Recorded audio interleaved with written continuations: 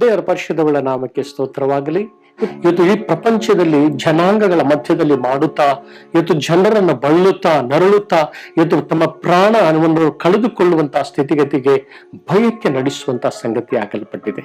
ಯೋಹಾನ ಸುವಾರ್ತೆ 17ನೇ ಅಧ್ಯಾಯ 15ನೇ ವಚನದಲ್ಲಿ ತಂದೆಯಾಗಿರುವಂತಹ ದೇವರ ಮುಂದೆ ಯೇಸು ಸ್ವಾಮಿ ಆತನು ಮಾಡಿರುವಂತಹ ಅದ್ಭುತವಾದ ಪ್ರಾರ್ಥನೆ. ಆ ಪ್ರಾರ್ಥನೆ ಏನಂತಂದ್ರೆ, ಕೆಡುಕನಿಂದ ತಪ್ಪಿಸಿ ಕಾಪಾಡಬೇಕೆಂಬುದಾಗಿ ಕೇಳಿಕೊಳ್ಳುತ್ತೇನೆ. ತಂದೆಯೇ, ಈಗೋ ಈ ನಿನ್ನ ಮಕ್ಕಳನ್ನ ಈ ಲೋಕದಲ್ಲಿರುವ ಕೆಡುಕನನ್ನ, ಕೇಡನ್ನುಂಟು ಮಾಡುವಂತ ಅರುಗಾಳಿಗಳನ್ನ, ವ್ಯಾಧಿಗಳನ್ನ, ರೋಗಗಳನ್ನ, ಬಾಧೆಗಳನ್ನ ತಂದು ಮುತ್ತಿಗೆ ಹಾಕುವಂತ ಈ ಕೆಡುಕನಿಂದ ತಪ್ಪಿಸಿ ಕಾಪಾಡಬೇಕೆಂಬುದಾಗಿ ಈಗೋ ನಿನ್ನನ್ನು ಕೇಳಿಕೊಳ್ಳುತ್ತೇನೆ ಎಂಬುದಾಗಿ ಕರ್ತನು ಅವತ್ತು ನನಗಾಗಿ, ನಮಗಾಗಿ, ಪ್ರತಿಯೊಬ್ಬೊಬ್ಬರಿಗಾಗಿ ಪ್ರಾರ್ಥನೆ ಮಾಡಿದ ಪ್ರಾರ್ಥನೆ, ಒಡಂಬಡಿಕೆಯ ಪ್ರಾರ್ಥನೆ, ಅರಿಕೆಯ ಪ್ರಾರ್ಥನೆ, ರಕ್ಷಿಸಲ್ಪಡುವುದಕ್ಕಾಗಿರುವಂತಹ ಪ್ರಾರ್ಥನೆ, ದೇವರ ಮುಂದೆ ಮೊರೆಯಿಟ್ಟಿರುವಂತಹ ಒಂದು ಪ್ರಾರ್ಥನೆ.